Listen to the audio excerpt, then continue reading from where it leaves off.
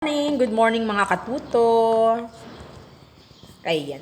So matagal po akong nakapag-video uli, nakapag-vlog. Bakit? Kasi nung Monday, parang mga 5 days, pang 5 days na ngayon. So kailangan 5 videos ang may upload ko no? So kasi araw-araw gusto ko talagang may video sana. But then, Monday ng tanghali, at Tuesday ng tanghali, may sakit si Bebe. Nilagnat. Tapos parang mga 2 araw at kalahati. Yan, nilagnat siya. So, ang ano ko dito, magkakangipin. Kasi 4, tapos bakante, bagang. 4, bakante, bagang. So, magkakangipin ng ano ko. Ngayon, nung pagkatapos nung nawala-wala ng lagnat niya, pinapatempra-tempra ko, nawala-wala na yung lagnat. Nako, nagkaroon naman ng mga patsi-patsing pula-pula. Ang daming mga pula sa katawan. Mula dito talaga sa mukha hanggang diyan. Pero sa binte, wala masyado. So sabi ko, nakakakaba, diba? Baka dengue or whatever. Minsan pa man din, ang dami kong 3 o kaya 2 na lamok na madugo. Naku, pinapatay ko talaga dun sa pader namin tuwing gabi. Naku, Kaya kahapon bumili ako ng kulambo queen size. Bumili ko ng kulambo 235. So, yun po ang history, ang nangyari. Ba't hindi ako nakapag-upload? Kapag may sakit ang baby, 1 and 5 months siya, talagang hindi nagpapababa. Oo, talagang kahit ngawit na yung kamay ko dito, ngawit na nga, hindi ko alam, baka may bali ba to, kailangan magpa-x-ray. At saka kaya nag-post ako na kapag tumatanda na talaga, sumasakit na ang mga buto-buto. Hindi siya nagpapalapag. Tulog. Akala ko tulog na. Pag iniano ko, iiyak na naman. Ayun. So, mahirap po na may sakit ang baby. And, nung Father's Day, nung linggo, balak na namin magsimba to celebrate Father's Day. Yun, si Ado na lang nagsimba nung hapon. Talagang sige, para mabless ka. Papunta ka kasi hindi nga pwedeng palabasin pa si baby dahil hindi pa naliligo, may konting pula-pula pa. So naligo siya Monday, tas ngayon Tuesday. So ganun po. So back to normal tayo. And eto po ay matagal ko nang gustong i-share sa inyo. Ito ang ito ang kwento ng pagtalo ng sarili. Kasi lahat naman tayo, 'di ba? Kayo alam niyo po 'yon.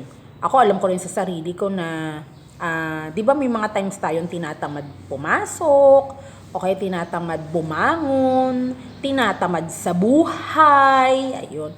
Pero kailangan nating lumaban, leben lang. Bakit? Para sa ating mga pangarap sa buhay at para sa ating mga minamahal sa buhay.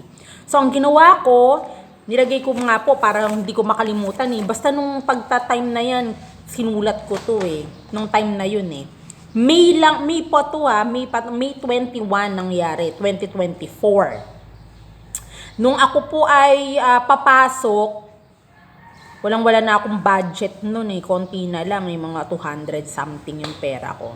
Paglabas ko ng bahay, ayun, may nakita akong bata. Dalawang babae.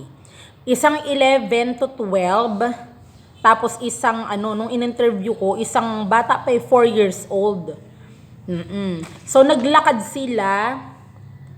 Eto ngayon, pumasok na. Ayun. So, yun. Tapos na. Pagkalabas ko ng bahay, nakita ko sila. Tapos, ako naman ay mahilig magtanong. Ewan ko, basta natanong ko lang sila. Sabi ko, bakit nandito? Hindi kasi iba yung mukha nila Pagkapitbahayan mo, syempre, alam mo, kahit malabo ang mata ko ganun. Sabi ko, saga saan kayo? Taga saan kayo Sabi ko. Sabi niya, saga Citrus po kami. Ba't nandito kayo? Ang layo-layo naman ang inyong pinanggalingan. Tapos sabi ko, bakit dalawa kayo naglalakad dyan? Sabi ng matanda, Makatanda eh, nung dalagita, naglalakad daw sila para maghanap ng ng trabaho na nakakalinis siya ng bahay o kaya makakapag-garden siya. Kasi para may pambigas daw sila. Hindi ba nabagbag naman ako doon? Tapos kasama niya pa na ganung naglalakad yung 4 years old na kapatid niya. Kasi parang kasing laki lang ni baby. Oo, parang naawa ako na ganun kalayo. Taas, bababa, taas uli, tapos pababa, ganun. Kaya ang inano ko, in-interview ko. Oo. Eh hindi naman kalayuan sa buhay namin dahil ako panganay sa 8, siya ay pangatlo o pangatlo ata sa 7. Yung panganay nila may asawa na. Oo, 7 silang magkakapatid. Tapos ang nanay niya nasa bahay, may bibing maliit, tapos ang papa niya walang trabaho. Parakit-rakit lang raw. O sa ganon. Ngayon, naghahanap siya. Kasi ako, ba't sa akin, nabagbag ako doon. Oo, na-touch ako. Kasi, nung ako pagka-graduate ko yun ng college eh. Oo. Walang pera. Taghirap. Ang ginawa ko, naglakad ako mula sa amin hanggang Sampol. At naghahanap-hanap ako bawat gilid talaga, kanan kaliwa, nang nakalagay doon na wanted. Wanted ng trabaho. Nakapaghanap ako doon wanted canteener. So kahit graduate na ako ng college, hindi ko sinabi yan na education graduate ako at pasado na ako. Nag-apply ako doon. Kasi overqualified ako, hindi ako tatanggapin bilang canteener. So yun, ko doon, natanggap ako. Tapos yun nagsimula, 75 pesos, 6 to 6, 6 a.m. to 6 a.m. at 6 p.m. 75 pesos a day. So yun po, natuto ako doon, ganun. So talagang kailangang magsumikap. Kaya ito, sabi ko, sige, punta na kayo doon sa inyo. Binigyan ko actually hindi ko naman dapat sabihin, pero binigyan ko ng konting pera, tapos para pambili ng konting bigas, tapos sabi ko, balik na kayo sa inyo, eto may pamasahe konti. Ayun. So kahit wala na ako, konti na lang, syempre pamasahe ko na rin papasok.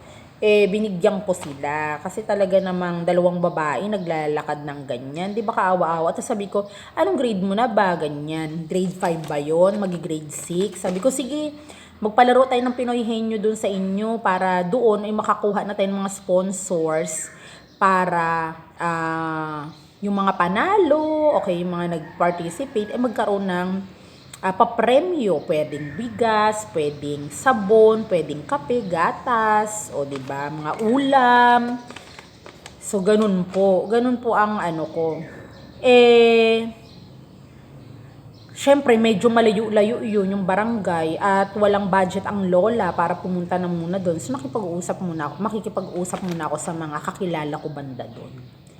Tapos, pagpunta ng school, tenext ko, ni-reach out ko yung kasamahan ko sa Commission on Family and Life, si Ate Lydia Makasinag. Hello ate, shoutout sa iyo.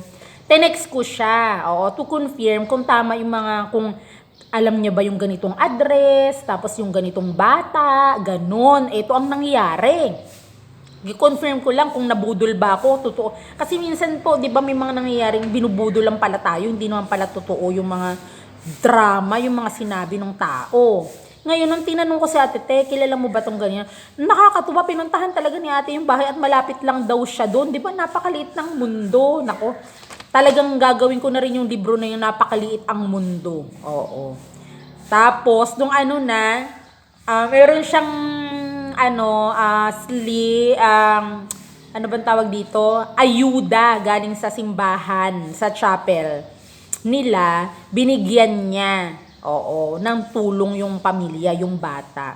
O 'di ba, in a way nakabigay na ako ng pambigas kahit papaano, tapos si ate makakapagbigay din ng konting ayuda doon. Tapos sabi ko nga sa bata, magsimba ka, tapos magpakilala ka doon na sa SPPC President kasi ang SPPC nila doon ay si Kuya Audrey Bulan. Hello Kuya Audrey. Yan ay kasamahan ko sa Commission on Youth dati. Ngayon siya na ang SPPC Chair, SPPC President ng Our Lady of Fatima Chapel. Kaya sabi ko, magpakilala ka doon. At ang pagpapakilala ay hindi lang basta ako po si ganito, hindi. Ipapakilala mo yung sarili mo, magmamasipag ka, para in return ay tutulong ka, para in return matulungan ka rin talaga. So yun po yun. Kaya shout out sa mga taga Citrus, sana matulungan natin sila at yung iba pang mga kabataan. Magtulong-tulong po tayo para magkaroon ng bayanihan para makatulong sa mga ganitong bata na talagang laban-laban sa buhay. Oo. Na-inspired tayo sa mga ganyang klaseng bata na gumagawa ng paraan para makakain, hindi yung nakaganyan lang, yung hingi ng hingi, okay, tapat dun sa 7-Eleven para manghingi ng mga pera. Hindi ganun. Kikilos, anong dapat gawin na marangal. Okay, so ang ano po natin, meron nga akong ginawang libro, ini-edit pa. Opo. Wait nyo po yun mga racket ni Ma'am Mel, mga racket ko. Na sana po maging sponsor po kayo para maging matupad po yun, no? Maipublish ko na agad-agad at maibenta natin para makatulong dun sa iba. Oo, saan ba nagsimula? Nagsimula ako sa makikita nyo dun kung ano, yung at anong grade, anong edad ako nagsimulang traba-trabaho para magkaroon ng pera. Oo, para makakain. So, yun po. Mga sikretong malupit na ibubulalas ko na. Isasabihin ko sa isang libro. Okay, so until then, maraming salamat sa pakikinig. Basta trabaho po tayo ng malupit. Sabi nga ni Arvin Orrubia. Search nyo po yun. Matututo po kayo sa kanyang YouTube. Arvin Orrubia. Bye-bye. God bless you all.